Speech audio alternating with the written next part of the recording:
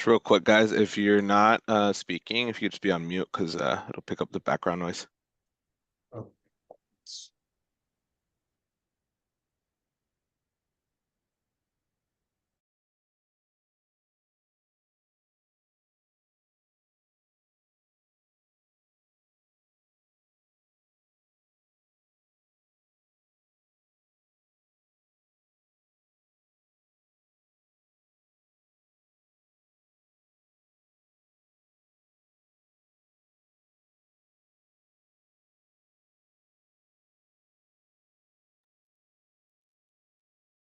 Good morning, welcome. We'll give it another minute or so to let some people join, and then we'll get started.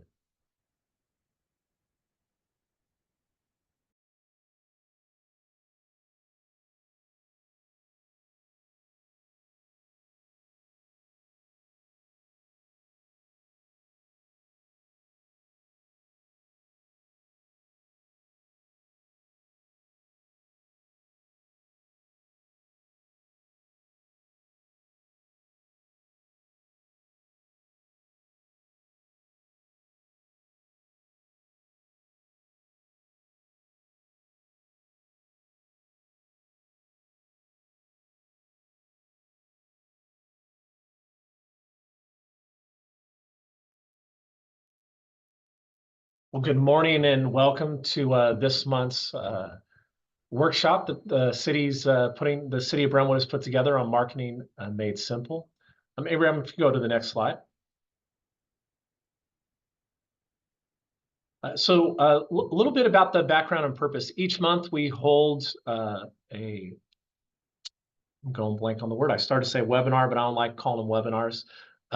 We hold workshops to talk about items for local small businesses. The purpose of these is for business retention expansion. We want to see our local businesses grow and expand right here. Right, a small mom and pop that's at home. How can we get them to get to the point so that they go from the garage to the bedroom to the living room to an office space here in town? And all of these workshops can be found on the city's website here on the link. And although these are monthly for December, due to the holidays, we won't hold one, but then there'll be one in January related to business intelligence. A little bit about your City of Brentwood Economic Development team. My name is Darren Gale. I'm the Assistant City Manager here, and I have Abraham Salinas joining us. He's our Economic Development Senior Analyst. And then we also have Ricardo Noguera, who's our Economic Development Manager. The three of us have extensive experience working with local businesses, and both in the public sector and private sector. And anytime you need any assistance, please do not hesitate to reach out. Here's our emails, our phone numbers. We get joy out of helping local businesses succeed. Yes, we're trying to attract new businesses to town, but more importantly, we want to see our local businesses grow right here. And then next, I'd like to, first I want to thank, we have two panelists today. That's our very local successful businesses that know a lot about marketing and about business growth. And we have Yemi Popola, who is the CEO of Y Media. And then we also have Nancy Mai, who's a co-founder of Weblative Marketing and Media. Yemi and Nancy, both of them have a presentation, about 10 to 20 minutes long, each one of them. We'll have plenty of time for questions while they're giving their presentation. If you come up with a question, don't hesitate to use the chat feature and the Q&A feature. And Abraham and myself will be trying to answer those. And then we'll also have an opportunity for you to raise your hand a little bit later on, and you can ask a question directly if it wasn't answered, during the presentation. So at this time, I will turn it over to Yemi. Thank you, Yemi and Nancy, for taking time out of your busy day. And we'll allow Yemi to take it from here. All right. Thank you for having me, Darren. Thanks for this great opportunity to kind of share what we know about, a little bit about marketing and how local businesses need marketing, right? So you don't want to be like a circuit agent out there. You want to be known. Your customers are the lifeline of your small business, right? So you want to find out how to attract new customers, how to keep new customers, and basically how to stay top of mind of your clients. So today I'm going to talk about some effective marketing strategies and what marketing is. And you have the great opportunity and pleasure to have Nancy talk about how you can actually go ahead and kind of implement those strategies yourself. So yeah, if you go to the next slide, Abraham. So yeah, so the marketing mix is, has traditionally been the 4 P's of marketing is what they call it, right? So obviously the first one is your product. What are you trying to sell, right? What exactly is the product? Is the restaurant, is the actual product, the features of that product, the quality, the design, what exactly it is. A lot of people kind of limit marketing to just the advertising part of it, but your product itself, is part of your marketing mix and your plan. Next thing is the price, right? The price customers pay for your product and the value it reflects. So, you don't want to be the cheapest, lowest priced item out there in the market. You want to have, be able to balance that value to where the cost, is applicable to your customer base, right? Because, you want to make sure that you're in an area where the price is fine because you're not competing just against what you're selling. If you're a restaurant, you're not competing just against other restaurants. You're competing against other businesses that are vying for the limited resources that your consumer base have, right? So next thing obviously is your distribution channels, your place, right? Right now with a lot of digital and online retail, the distribution channels are very, very important. Even if you don't have a storefront, you still need to make sure that the place, how you're going to, how people have access to your products is very, very important. Location kind of has to do with, are you more concerned about street traffic or if you're online only, how do you get traffic to your web page? It's important that you still need to think about things like that, because even if you have the best website or the best storefront, you need to make sure that you have that location and that attraction to that place. Promotion, that's one area of marketing that most people focus on, and that's important because you need to promote that business. If you're the best kept secret in cupcake making, or the best kept secret is, the secret agent, and nobody knows you, nobody flows you, right? You don't get any flow if you're not promoted, right? And there are different ways to do that. Now, as things have gone on, they've added like 3 more P's to the whole marketing mix. The people, is one area of marketing that is cost effective or has less cost. The only cost of that is more like training. How do you train your people? The people, the customers feel comfortable coming to your business. The customer experience and interaction is part of your market, right? So market is not just like the big word of, oh, marketing. That is part of your marketing. How well do your customers and employees treat the customers? How well do you treat the customers? Even if you have the best food restaurant in Brentwood, if the attitude of your employees suck and the service is horrible, then you spend a ton of money on marketing, but you might get people coming the first time, but you're not going to get a consistent uh, business being run off of that. So that's a key thing to think about. The process is the efficiency and quality of service delivery. We want to make sure that it's simple to do business with you. If I have to go run through hoops just to get your product or to get your service, then you're not going to have a large consistent customer base over the period. So make sure like Amazon, they get you can buy, there are so many ways for them to take your take your cash, or make sure that that's accessible to people.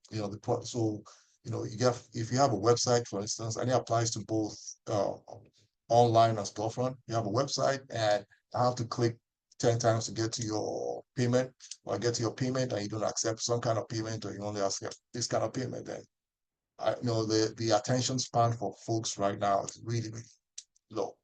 So the last one is like the physical evidence, like the ambience of your store, what your store looks like, that the packaging. If you're trying to sell a high-end jewelry or something and you put it in lousy packaging, kind of devalues what your product is. So all this combined, right, work together to meet your customer needs and drive your business success. So if you think about that in think about marketing by design, not as a reaction to what you're doing. So when you're thinking about your business, think about how these areas that, a lot of them are not, don't cost you that much money, but you can make changes that would impact your overall, your business and, getting and keeping your customers. So, Abraham, next slide. So you think about how marketing has evolved. So we're going to talk a little bit about how marketing has evolved over the years, right? So right now we have access to digital search, mainly the phone, email, websites, digital, so thanks to how quickly that we discover information, your customers know a lot about your business before they set foot in your front door. So that means that you also need to be aware of that, right? And then, there's been a kind of shift in the tools and consumer behavior over in recent years. So we're going to talk a little bit about the customer journey, where people convert. I'll keep it very, very high level, just so you know that there are just different areas you can focus on. So if you go to the next slide, Abraham, thanks. So next thing is, talking about, traditional buying decision model, right? There's a stimulus where, you catch the attention of the customer, like a radio ad, TV spot, coupon in the phone book, whatever it is that sparks the interest of the customer. And next thing you do is they either head to your business or just order your product or pick up a phone. That's kind of the, what used to be the traditional decision model, right? To buy. Next slide. So now we're looking at a slightly different change, right? In that, being that people can now research your business a little bit more, right? So people can, which is a good thing in terms of, it helps like small businesses who don't have as much of like the budget and the amount of effort and money they can put into marketing. But there are things that they can do that can actually drive that and make them compete with even the bigger companies, right? That gives you some kind of leverage that helps. And where does that come in is with a phone right now, right? People are going to go check it out. Even if your brother, sister, cousin, uncle recommends a construction general contractor or a restaurant, the first thing you're going to go is go check it out, check it online and see, oh man, they got terrible reviews. So, you're not expected to have 5-star reviews, but at least the reviews should be decent enough to have people, try it out. So if we go to the, so that's kind of where the slight change in the customer buying and customer behavior of late. So if you go to the next slide.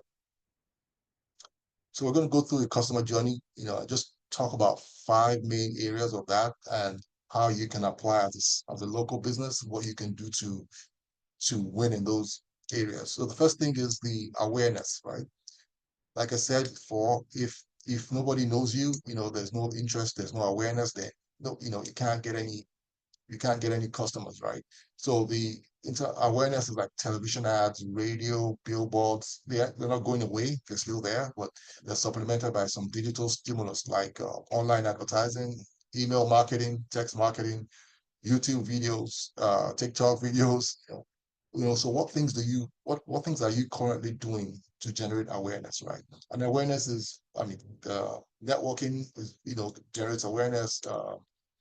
Word of mouth is, that is part of the awareness. So what are all those things that you do that can actually get people to know about your business? Because if you don't, a lot of some customers, some businesses, you say, oh, well, I didn't even know you had this restaurant here. I didn't know you were there. When you're like, oh, we've been here for 2 years. I'm like, oh wow, we didn't know.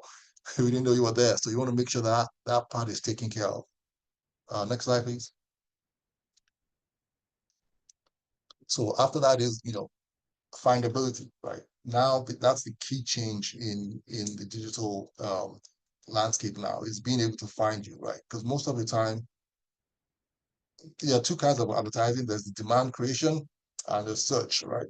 So demand creation is when I don't need something, right? And I see an ad, or I see, or I find, or I get some awareness about that and I go do it. So a good example would be sitting at home watching TV. There's a pizza ad, Domino's or whatever it is. And I'm like, oh wow, I haven't had pizza in a while. Let me order some Domino's, right? So that's generating the demand. because I wasn't thinking about pizza before until I saw the ad, or until I got the awareness, right? So the next one is search. Search is when there's already a demand, right, for the services, and I go ahead and try to fulfill that demand. And that could be if I'm at home and I spill my red wine on the carpet, right? There's an urgent demand right now to get someone to come out and clean that quickly before something happens, right? So what do I do with that? That's where the search comes in, right? I go searching for someone. If I don't already have someone, I pick up the phone, I go into Google search or Bing or any of the other directory services, and I punch in carpet cleaner's name, right? So that's kind of where the findability part is, right? We have to be able to find you. If I recommend your business, I don't remember the full name, and I just say uh, Apple Dentistry or something, and I search online, I can't find you, then likelihood of me using you is kind of like it's kind of very, very low, because I can't find anything about you online. I don't know if you're a real business, So there are more places than ever where people are searching for you, not just Google. Now there are apps, there are directory services, there's voice, there's GPS. So do you know how findable your business is online? And that's easy for a local business search. If you go on any of the directory services yourself, search for your business, see if you show up, search for your service, think about basic keywords for your industry, right? It's like Italian restaurants near me or Italian restaurants in Brentwood, so that findability factor is there for both demand and search. Yemi, can I ask a quick question of you? Yep. As relates to that findability, obviously there's a lot of websites that require you to pay, or to be at the top of the list, you have to pay. Any suggestions for that if I'm a small business and I get hit up? Yeah, Nancy has all about that. She's gonna tell you all about it. Thank you. So there's the best and the most used search engine is actually free to do. So that's your Google business profile, but that's not so that's that you have lots of opportunities with that. And yeah, so directory services are like Bing. Yellow Pages is like a directory service. We don't go there, or we don't flip the page anymore, but Google does use that as a search, right? Because Google can't search against itself; it has to search against other directory services. So yeah, all those like city search and all those direct name directories that I don't remember are actually important, and most of them are free. Next slide. So that brings us to reputation. Reputation is it's a big part of your marketing, of the customer journey today, right? And I talked about that in terms of before we make that call, that zero moment of truth where I go bring out my wallet or bring out my credit card. I'm going to search you. I'm going to look at the reviews. I'm going to make sure that, the reviews are good for that business I'm trying to, pay my money to, right? So that's something that you can work on yourself. There's always opportunity to offer good service. Things like local businesses can do. You can write blogs. You have your Facebook page. You can write recommendations, blogs, information, give out some free information. You want to establish yourself as a authority in that field, right? That is part of the reputation, not just reviews, but actually being able to show that you know what you're saying, right? If you're a baker, you can always put up some baking suggestions, put up some ideas. You can always, home improvement guys, you can always showcase some projects that you've done, or how best to do some things. That's all areas that you can actually show some knowledge, and as well as build your reputation. Go to the next slide. So going back to that, you have to make sure that you also have your reviews are good, respond to reviews. That's always a good thing. So next thing is conversion. That's kind of a big area, right? And as a media person, we struggle with that sometimes, because we always say, I can get you through the door, but I can't make the sale for you, right? So if you say, we're getting all these calls, we're getting all this traffic to our website, but we're not closing the deals, then we need to figure out what the issue is, right? Make it easy like I said, make it easy for the business, right? If I go to your website, think about things like online booking. Can I send you an email? Can I send a message? Do you have text available? Do you have, can I buy on your website? Do I have to call you, fill a form, fax it across, scan it, to do with that. So you're trying to make that conversion process as simple as possible. And that's how you kind of make the sale. So, is your website really easy to convert? Is it easy to come into your store and convert? Those are things that you need to kind of think about. So next slide. So so typically the sale is not the end of your marketing effort, right? The sale, after the sale, there's the advocacy aspect of it, right? That's a post-purchase experience, right? That kind of ties into, setting the right expectation, the reality of the service that you deliver, how you're being talked about, after your service is over. So it's very important that, to encourage happy customers to return again. It's cheaper. It's like 6 times cheaper to keep an existing customer than to go get a new one. So, you want to make sure that, that's not the end of your relationship with the business, right? Let them know to write a review or post in their social media. Of course, invite them back. If you have the email information, run an email campaign for them, whatever it is you want to do to keep them coming back. So that takes us to, I believe, the last slide, second last slide. So this is just a slide just talking about different pieces of the funnel that you can actually go, kind of relate to, how you can build that plan yourself. And then the last slide was talking about it's important to win in every stage, right? Just think about that when you're making that plan. It's a lot of this stuff. There's things that you can do, yourself without spending a whole boatload of money, but it's just the objective is just to kind of to make us aware that we need to focus on different areas, right? So it's not just the awareness, or it's not just the conversion, but you have to kind of look at the whole piece of your marketing plan or the mix, and that's kind of what I wanted to share today. Definitely, love to talk about some more stuff in the Q&A. And if you have any questions, you can always reach out to us. We're local, we're right here in Brentwood, and want to see Brentwood thrive, want to see more businesses in Brentwood. Yeah, that's it for me, I think, for now. Right. Thanks, Jimmy. That was quite insightful. So I know I have a few nuggets of information, so I will turn it over to Nancy. And at the end of this, we'll also go back and make sure that both Yemi and Nancy's contact information is on here for anyone who wants to follow up with them. And Abraham will put it in the chat also too. Okay, I'm gonna go ahead and share my screen here.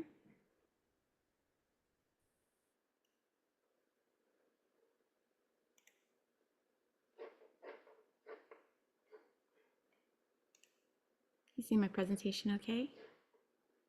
Okay, perfect. Hi, everyone.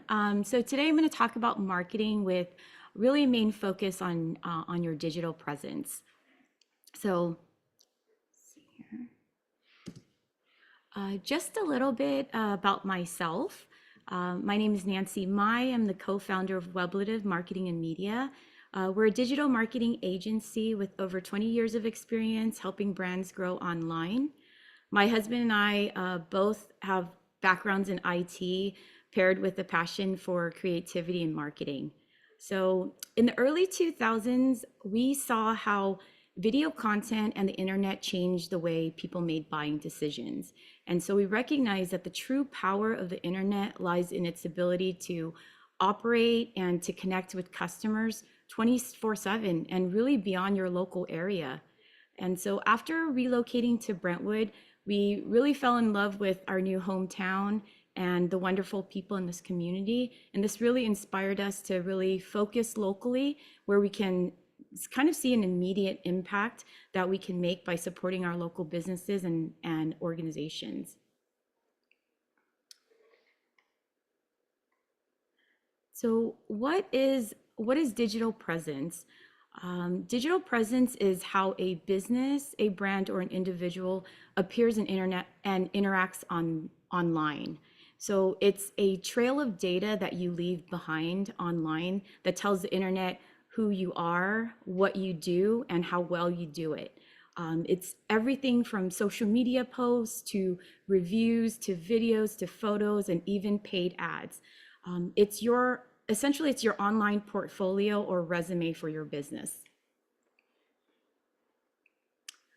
Why is it important to have a digital presence? For one, it really increases visibility and reach, allowing customers to easily find your brand through search engines and even on social media. It enhances the credibility and it builds trust. So a strong digital presence tells your customers your brand and your business is legitimate and reliable. Customer engagement 24/7. These days, your customers are more informed than ever. They do research about your business before making a purchase or even visiting your business. So your digital presence allows your customers to really engage with you from anywhere in the world and at any time. Also, it's your digital presence is also a very cost-effective way of marketing. A strong digital presence can help with search engine optimization. It can drive traffic and engagement organically without even running any advertisements. And then lastly would be analytics. Everything you do on the internet is trackable through analytics. So Yelp can tell you the number of calls that you get through your website, through their website. Google Analytics can tell you the number of website visits received, how many pages were visited, and so much more. Next, we're going to talk about some of the essential first steps in building your digital presence. So number one is securing a domain name and multiple extensions. In today's world, your domain name is your identity, it's your brand, it's your online address. So when you're selecting a domain name, you want to try avoid something that's too long, and it should be something that's memorable.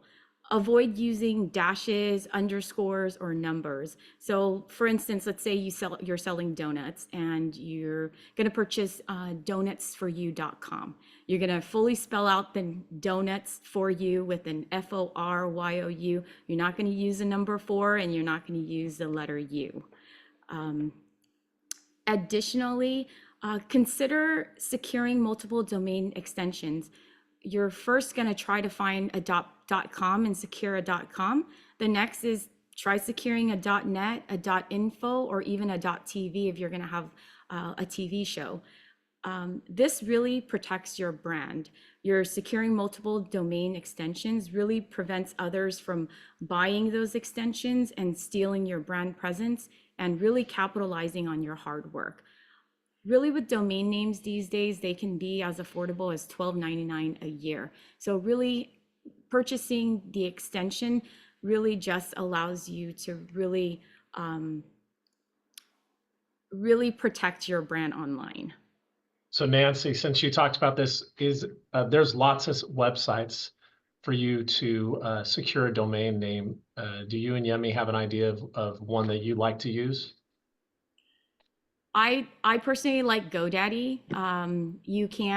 It's a very well-known site. So as you have maybe someone come on and manage your website and manage your domain name and really manage the back end of your website, you can assign roles. So instead of giving them your full login to access the domain name, you can just give that person a management role. And that really ensures that you always have ownership of some of these very important digital assets. And Yemi, how about yourself? Yep, I think GoDaddy for sure, because the other thing is it integrates well with everything else, with Gmail, with Google Workspace, kind of it helps you with that single sign-on for a lot of other platforms that you might use. So it's definitely number one by folks. Good. And then one thing I would just mention, I think this is very difficult to do, but I would encourage you to have automatic payments for your domain that you secure. Although GoDaddy and any website that's out there will send you multiple emails telling you to renew. Once you lose a name for multiple years, it becomes a little bit harder to get it back. Someone else will buy it and they'll ask for a lot more money until kind of time expires and no one buys it. So put it on automatic payment. It's not a lot of money, as Nancy kind of talked about, as low as $13, but still, it's it is. So at the city here, we talk about like when people think of City Hall, they think of, when they think of the city of Brentwood and government, they think of City Hall, they think of a building. But let's be honest, the front door for a government, the front door for a business is 9 times out of 10 is the presence that you have on the internet before they even show up to a physical front door. And it might even be more than 90%. So, make sure that you protect that. Yeah, agree. So going back to some of the essential first steps, number 2 would be creating your logo. Your logo is a visual representation of your brand. So make sure that you have a logo that is consistent across the board. It should be simple, recognizable, and relevant to your brand. So if you're a law firm, you're probably going to select a logo that's a little bit more professional. While if you're running a children's toy store, your logo might be a little bit more playful or colorful. Really, the important thing is ensuring that your logo design works with both color and in black and white format. And then lastly, ensure that you always have a high quality digital file of your logo, ideally a vector file like an SVG file. Number 3 would be securing your social media handles. So choosing a consistent and easy to remember social media handle across the major platforms like Facebook, Instagram, Twitter, you have TikTok, that really align with your brand. And so if you're unable to secure the exact name that's similar to like the exact name of your business, that's okay to have slight variations of your brand. However, you just have to make sure that it's the same across all channels. So for instance, Donuts for You, if Donuts for You is not available, maybe it's Donuts for You East County. Really, you just have to ensure that it's the same handle across the board for all your social media channels. So Nancy, just to like jump on here. So what you're saying is that even before, obviously when you have a business, you might be required, maybe you're an LLC, maybe you're a sole proprietor, maybe you have to do a fictitious name statement. Before you finalize your name, you should probably have a good idea of what's out there in the internet world. Yeah, absolutely. You can use, there's an online website called namechecker.com. So namechecker, CHEKR.com. It's the accuracy of it, I would say, is about 90%. So you can go on there, you can do one search where it'll show you if the handles are, if the domain name is available. So if you have a .com, that's available. It'll show you if the Twitter handle is available, Facebook handle, and some of those major social media channels. So you can it's kind of like a one-stop shop. It's completely free. You go in there, type in some ideas that you have and check for the availability of it across the board. Right.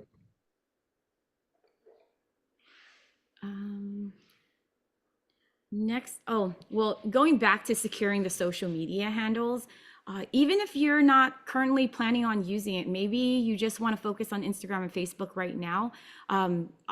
It's advised that you secure your threads, your TikTok, that way that you have it for future use. So number 4 is just creating a Gmail account. So a Gmail or a Google email is needed to integrate with some of the essential tools that the Google Suite offers, tools that are completely free that you'll need as your business grows. So some of these tools can be Google Analytics, Google Search Console, Google Business, and even a YouTube channel. So it's important that you kind of create your Gmail account and kind of link these accounts for future use. Number 5 is create or claim your user-generated review profiles. So user-generated review profiles are sites like you have your Yelp, you have your Google Business, and you have your Nextdoor. These profiles are completely free to have. If you don't create a profile, one of your customers is going to go on there and create a profile for you. So it's important that you do it yourself or you go in there and you claim your profile. Claiming these profiles will give you control over your business information. So you're ensuring that the details like your address, your phone number, your hours, and your services are accurate. And I think Yemi kind of touched on this earlier, all of these user-generated review profiles are linked to, if you pull up a Google map right now on your phone and you search lunch near me, you'll see restaurants that are listed, and those listings are connected to Google Business. You can pull up your Apple map right now, do the same search. Those particular search returns are all connected to Yelp. So it's important to just really have control of some of these review pages, and it's completely free. The great thing about these user-generated review sites is that it's highly optimized for the internet, and it's because the amount of traffic that these sites receive. So next.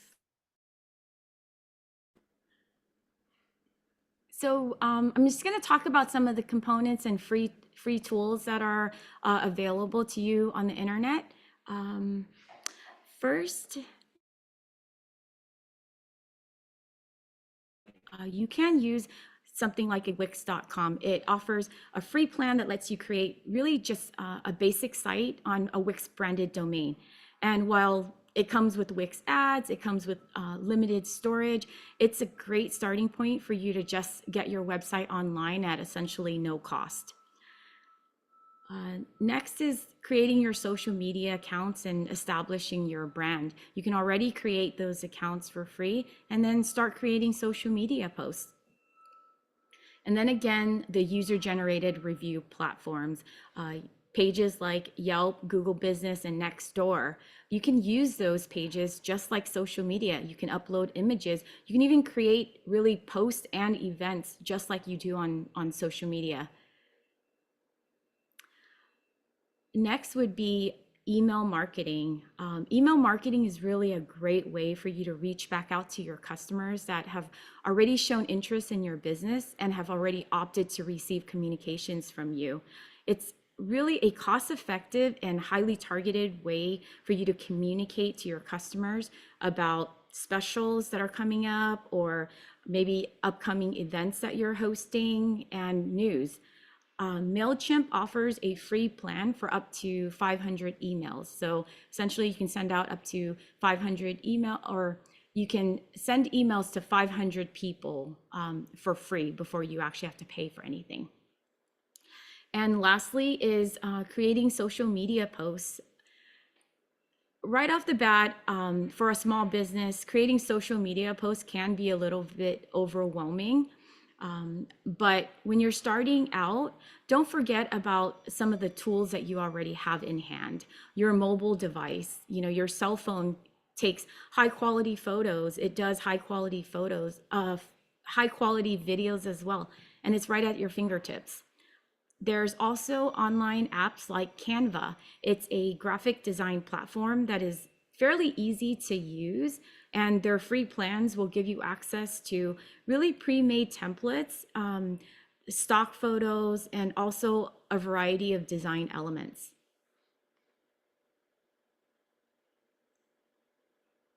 So next, we're gonna just go over some of the best practices for building a website.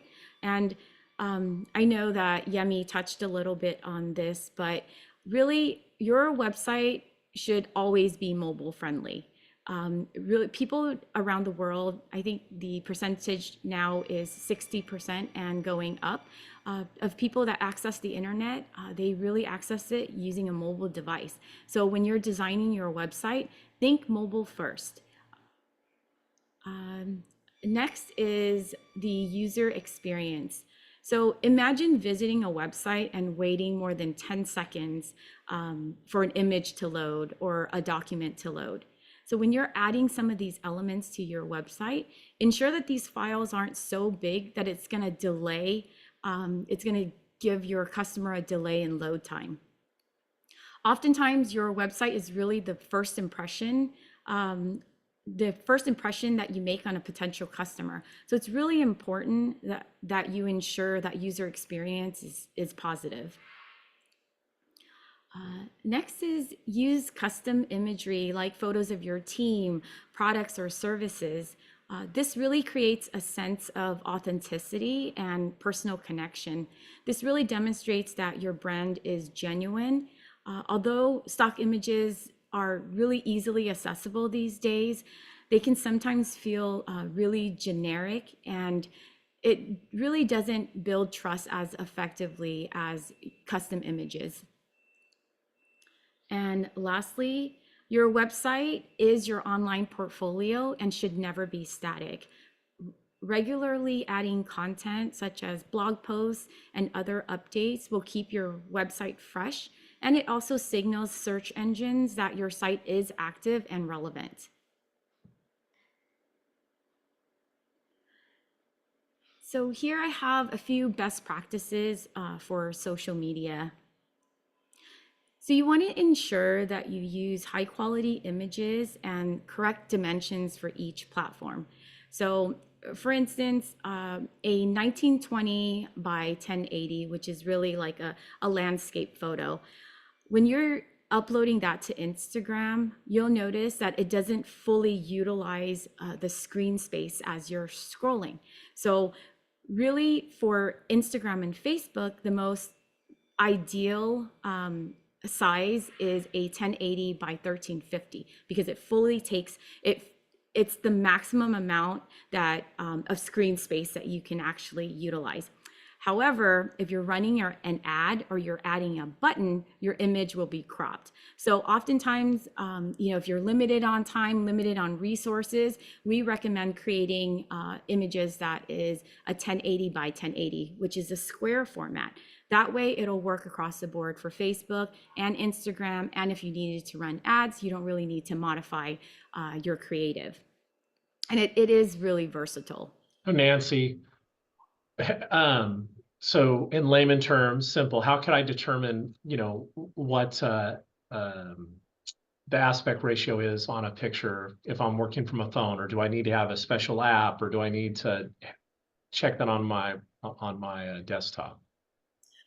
You can kind of right click on an image and then look at the properties of it, and it'll tell you the dimensions in pixels. What you can also do too is with Canva, it's a free software. You can actually customize. So as you're creating a new creative, you can actually tell it what size you want. So if you created a new file and set it to 1080 by 1350, it's going to create all your creatives as you're adding the new elements onto there. It'll go ahead and create a 1350 or 1080 by 1350. So you can specify that in Canva. Great, thanks you, Nancy. And just, Abraham's throwing out all this information in the chat, the websites and information for all this. So thank you, Abraham, for throwing that out.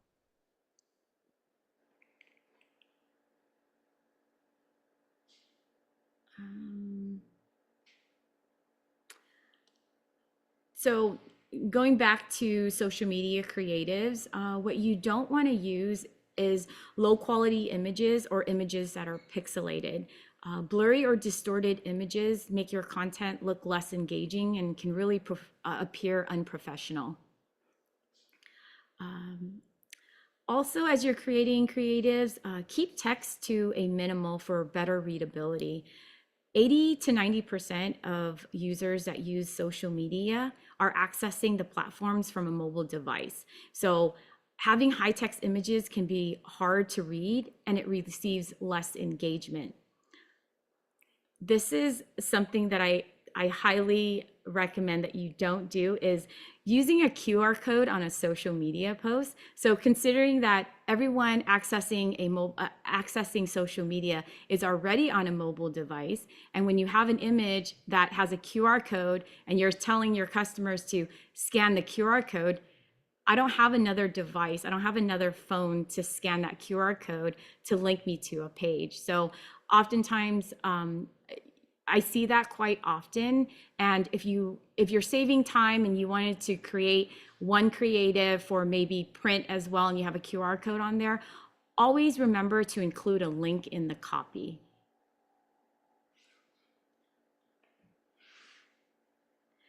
So we always say Nancy, that. Nancy, I keep interrupting you. I'm sorry. So when you say keep text minimal for better readability, I know someone's gonna ask, so how many words? So the rule of thumb is 10 to 15% of your creative can contain text. And when you say that, I could make really small, font sizes. So 5 words, 10 words, 15 words. I mean, I'm thinking of a TikTok video or an Instagram reel. What type of text should be on there at a maximum? So if you look at the image right there that I have under the call to action where it says join us for happy hour, that's really 5 words. It is a call to action and it's clear. So I'm not telling you when the happy hour is. However, you know that this creative, the focus on this creative is join us for happy hour. So Right. if I could guess, I would say maybe, I don't know, 5 to 6 words, right, Yemi? Yep, definitely. No more than 10, if at all. But it's a small screen, so you want to limit it as much as possible. So Yeah. and then you get them to click on it if they're interested. So we always say that social media is a tool to get in front of your audience, and really the ultimate goal is to drive traffic back to your website. So don't forget that your social media posts should always have a clear call to action with a link. But then on the contrary, not every post that you create has to be a hard sell. So you have to find kind of a balance between posts that have calls to action and posts that really encourage engagement, because social media is really about engagement and making connections. And lastly, Facebook and Instagram are still 2 very different platforms. So although you have the ability to post to both platforms just using either Facebook or on Instagram, we always recommend that you go into each platform and post separately. And the reason for that is that oftentimes if you're collaborating with another business, or you're tagging other businesses, their Instagram handle may not be the same as their Facebook handle. So if you go in there and you do it manually, and you're doing your search on Facebook manually, you'll ensure that your post has the proper text has the proper tags on each platform.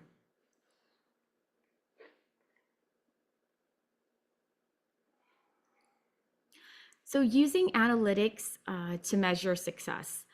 As your business grows and you become a little bit more savvy with digital marketing, you're going to need to utilize tools like Google Analytics and Search Console to see how your customers are finding you online. Using meta analytics, which is the analytics behind Facebook and Instagram, you can use those to see which posts receive the most engagement or the most clicks, and you can build on content that are similar to the ones that you've received most engagement and most clicks on. These are completely free tools that you can use to measure your return on investment. So in conclusion, leverage data insights to see what channels are giving you the most ROI. And invest your time in creating a strong brand across all digital platforms. And lastly, stay consistent and authentic. Try not to chase some of the social media trends to go viral, but at the same time, you should stay consistent and always authentic and stay true to your brand. Thank you so much for your time, and that's pretty much all I have. Great. So for all those who are participating, if you have any questions, you can raise your hands. I'll ask, I have a couple questions, so or I can get started, and then if anyone else wants to add any in the Q&A or raise your hands, we'll get to you. So obviously, both of you guys talked about social media and the importance of social media. If I'm a small business, I just sent a text message to Nancy about Blue Sky. there's all of these different social medias out there. As a business, should I be trying to be on all of them, or should I really focus and make sure that I'm really good on a couple? And if it was a couple, you know, which ones do you recommend? Maybe I'll start with you, Yemi. I think it's a lot of it is a factor of time as well, right? I think you look at what you're offering. If I'm selling skinny jeans and stuff, I might not be, and I have limited time, I might not want to be on like LinkedIn and a whole bunch of other places. Not that it hurts, but if you're going to focus, on anything, then you might want to look at like TikTok and Instagram and things like that. But, personally, I don't think there's anything, there's no disadvantage of putting in as many social media channels as possible. But if, like as I said, if you're not going to be active on it or not going to participate in that social media channel, then and you only have limited time to focus on some specific ones, then you look for one that is more applicable to what you're doing. If you're a B2B company, obviously you want to make sure your LinkedIn social media engagement is optimal, right? And your Facebook, but Facebook is still top of the list, regardless of what kind of business you're doing, unfortunately. Unfortunately. Yeah. Nancy, and also don't forget your Google Business Profile as a form of social media. That's free. Any business can go and create one. And I would create that one because it's search based. It helps you search your organic search as well, and it's Google's main social media platform, if you want to call it that. It's not like interactive like Facebook or whatever, but you can post blogs on it. You can put your reviews on that, and I'll kind of so there's no harm in doing as many as you can actively handle. It's my answer. Yeah. I mean, it really depends on what your target audience is. If your target audience is maybe the 30-year-olds and younger, maybe it's more of, the TikTok platform. With Facebook, I think the largest growing audience on Facebook alone is 55 and older. And with Instagram Reels, there's really a wide audience on Instagram. I would say anywhere between 45, 50 and younger. So if I had to choose maybe two platforms, I would really invest a lot of my time on Instagram and on Facebook. Facebook, it's really a pay to play platform these days. You can see that in terms of like your engagement. It's gone down significantly unless you're giving them a little bit of money. However, Facebook still has a really strong network connection with some of the other online channels, such as, the Washington Post, some of these other news channels that really you can run ads on some of those platforms as you're setting your ad campaigns on Facebook. Thank you, Nancy. Looks like Violet has a question. Hi, good morning. First of all, I really enjoyed the panel and just the information that you guys are putting out. My question is, I see a lot across all of social media, as far as like TikTok, Instagram, a little bit on Facebook, is the question of like, how many times should you be posting on your platform? And it doesn't, like, I guess it doesn't really matter what type of business you're trying to run. It's really about like trying to, spread awareness of your services. So my question would be like, let's say if I'm a mom and I want to post about like mental health and all that good stuff.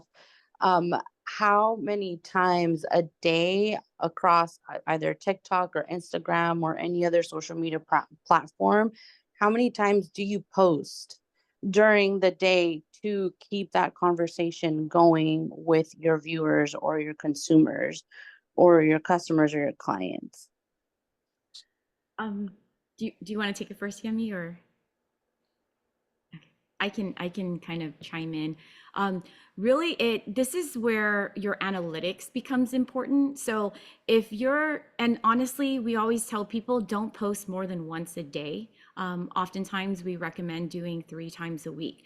But don't forget to go back and kind of look at the analytics from your previous posts. An image that you use could be very engaging. And so your next post should be something similar to what you had posted previously. So it's important for you to kind of go back and take a look at your posts from a week ago or 2 weeks ago and take a look at kind of what the reach is and what the engagement is like. And so you would create your posts around some of the content that is similar to what you see as being successful or garnering a lot of engagement. But ideally, I would say no more than once a day, because if you're posting every day or you're posting multiple times a day and you're getting 0 engagement, it's actually doing your account a disservice by continuing on that path, because social media is the algorithm is already telling you no one is engaging with your content, or your content is not engaging. So to continuously post with 0 engagement, I think it would really hurt your account. And also, sorry. No, and go ahead. And also too, it's always great to really collab with other businesses. That allows you, so if let's say you're posting something on mental health, and let's say there's another business in town that's focused on mental health, you can always do a collaborative post on there, and that way you're kind of leveraging their audience at the same time, and it does help grow your audience. And so, do some of those collaborative posts. Okay. Thank you very much. And my second question was going to be, is there another option aside from Canva when it comes to designing your creative juices, I guess you can say? There are other platforms. I think there's Adobe Sparks. Oh, okay. Use, but that's definitely a paid platform. We just recommend Canva just because it is a free platform. And then it's also very collaborative as well. So if you're creating something and you want to share it with a team member, or you want to share it with another business, you can easily share that online and allow them to modify the creative and add their logos on there as well. So we recommend it because it is also very collaborative. Perfect. And my last question, do you guys offer any introduction classes to this type of I guess you can say industry, like marketing, intro to marketing, or just this type of work that you guys do, either free classes or paid classes, or online or in person? We currently don't at this time. However, if there's a demand for it, Yemi and I can kind of have that discussion. Maybe we'll kind of tag team and do something together. Okay, perfect. Thank you very much. Thank you. Let me add something too as it relates to social media. As Nancy talked about engagement and activity. Social media I don't want to say it's a direct conversation, but the more activity is shares, likes, and conversations. And Facebook is always changing their algorithm, but it used to be like if you were the owner operator of a Facebook page and you typed in a message, your message would go to the top when it came up on someone's page. Now, sometimes that might have changed, but I would just encourage people to always, you don't need to get into an argument, but you can always, share information. You don't need to reply to every single message, but that's one way is to kind of increase your engagement. Okay. Thank you, everyone. Thank you. I know we got about 2 minutes left, but I do have one question if you guys want to tackle that one. How can a business best leverage TikTok?